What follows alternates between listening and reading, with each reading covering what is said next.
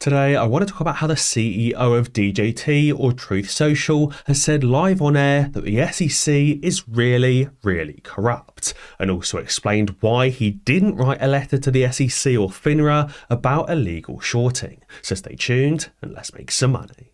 Later in the video, I also want to go through Friday's 104% gainer on SGBX. This was the only stock we were watching all day, and it turned out to be an absolutely great one. You can also currently use code BIRTHDAY, all in capitals, at the checkout for $100 off the price of the lifetime membership, or 50% off your first month of the monthly membership, using the link in the description below. But now I'll dive straight in with the key information. So, Meta News tweeted saying Devin Nunes states the SEC is really corrupt, and even claimed that Gary Gensler personally targeted Donald Trump and other individual companies. They said now we can see why Devin Nunes didn't write a letter to the SEC or to FINRA regarding the illegal shorting in DJT. Clearly Devin Nunes knew the SEC and FINRA wouldn't do anything, as they're even the ones specifically targeting these companies, and decided therefore to bypass them and go directly to Congress. So let's firstly hear what Devin Nunes previously had to say. And we can't have access to the capital markets like any other company can. I think it's really corrupt. And I think the more time that goes by, I think the Congress, as they begin to look into this, is going to figure out just how deep this is. Look, how can a guy who I investigated, who clearly funded a dossier to target Donald Trump owns Truth Social, as I think most people know, how can that guy be in charge of this? Now, the SEC being corrupt is something we've known for a long time, and I'm glad to finally see people with more influence bringing that to light, even in the mainstream media.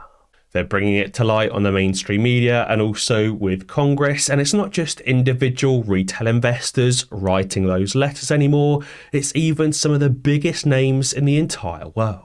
And to show you just how corrupt the SEC really are, Korea have already designed and built a system to easily detect illegal shorting. So if illegal shorting is something even South Korea can easily detect, why can the US not do the same? Frank tweeted saying Korea's financial watchdog is developing a monitoring system designed to detect illegal short selling in an attempt to root out the practice. So it says the FSS said on Thursday that the Korean exchange will set up a platform on its server that will collect short selling data on stock trading records from 21 foreign and 78 local institutions. Short selling was previously banned in South Korea last year back in June of 2023 and is still banned to this day. The president said in January that the short selling ban will stay in place until an electronic system that can remove the side effects is established. And this next article talks about another global bank that has been fined for illegal short selling in South Korea. So it seems this new illegal short selling detecting system is already working, and it's something that's been implemented by South Korea, but yet the US can't do the same.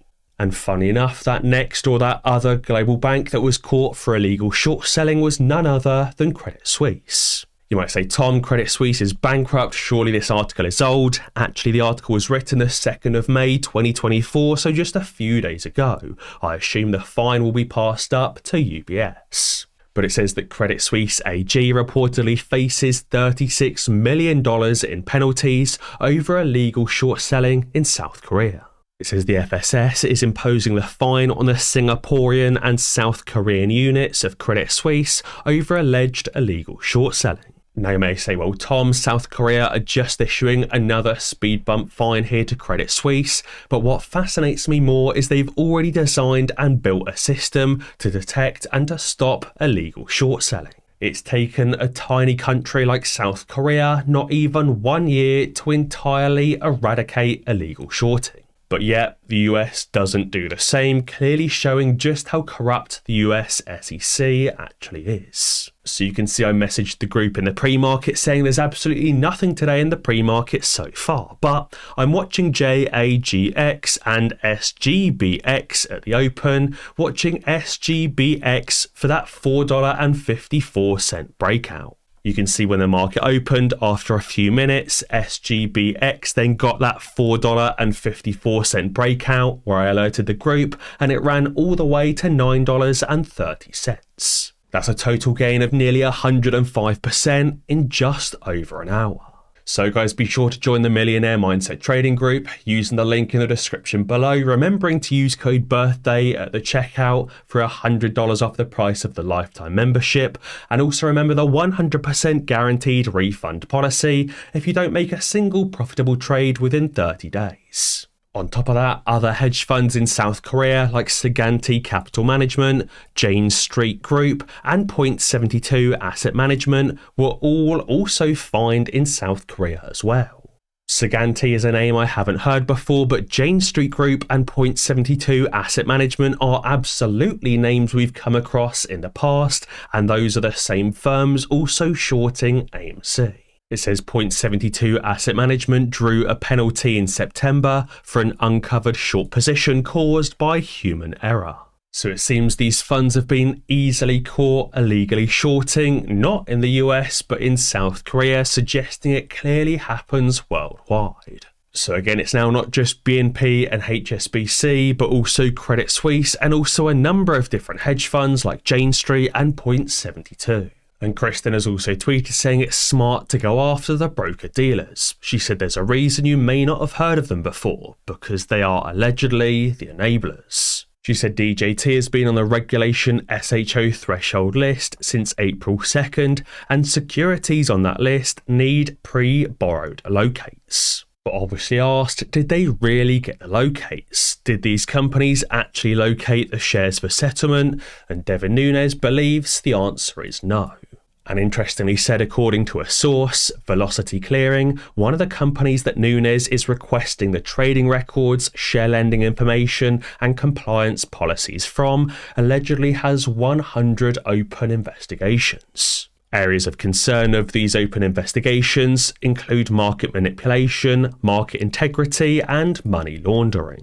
It will be very interesting to see what exactly happens as a result of this letter being sent from TMTG or Truth Social to Congress. It's similar to the letters sent from MMTLP retail investors and from AMC retail investors, but this time it has a much bigger name behind it. And Practical Stocks has also tweeted about yet another increase on the short interest of AMC. This time now rising up to 53 million shorted AMC shares. Again, another new all-time high for short interest on AMC, even larger than the number of shares shorted back in January and June of 2021. And finally, I also wanted to talk about Bill Hwang that's now fighting jail after losing $36 billion. Saying on May 8th, the former Archegos founder, Bill Hwang, is due to appear at the federal courthouse in Lower Manhattan, in what promises to be one of the most closely watched Wall Street trials in recent memory. What I think is most interesting is that it's not these market makers that enabled the illegal positions on trial, it's just an individual, Bill Hwang, who founded a small hedge fund.